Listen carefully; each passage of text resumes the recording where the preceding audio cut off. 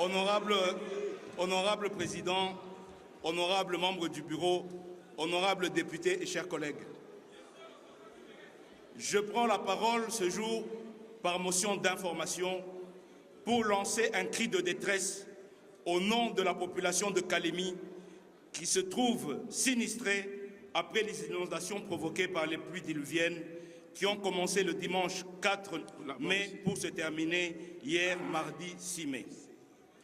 Ces pluies ont provoqué la montée des eaux avec comme conséquence les débordements des rivières et du lac, entraînant des pertes en vies humaines, la destruction des habitations, les coupures de routes, les effondrements des établissements scolaires, des centres de santé et des déplacements massifs des populations à ce jour sans abri. Le décompte des pertes en vies humaines est encore en cours par les autorités provinciales. Les pertes matérielles sont catastrophiques.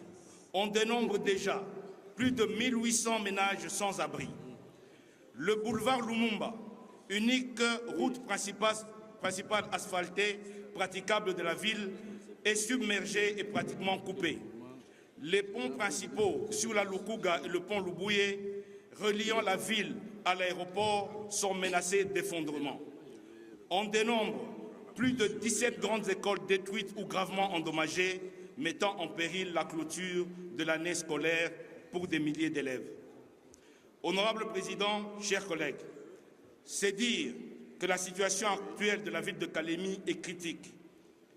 La vie de nos frères et sœurs, l'éducation, la santé, la sécurité, l'économie et la mobilité de nos concitoyens sont en péril. Il est donc urgent que le gouvernement de la République décrète l'urgence humanitaire dans la ville de Kalemi, qu'il mette en place la prise en charge des familles sinistrées et qu'il diligente des travaux de réhabilitation des infrastructures indispensables à la vie communautaire. Qu'ils prennent des dispositions pour sauver l'année scolaire pour les élèves qui ont perdu leurs écoles. Qu'on procède urgemment au curage de la rivière Lukuga, exutoire du lac Tanganyika. Nous attendons de voir le gouvernement étendre sa compassion au peuple à l'intérieur de notre pays, car il n'est pas seulement le gouvernement de Kinshasa et ses environs.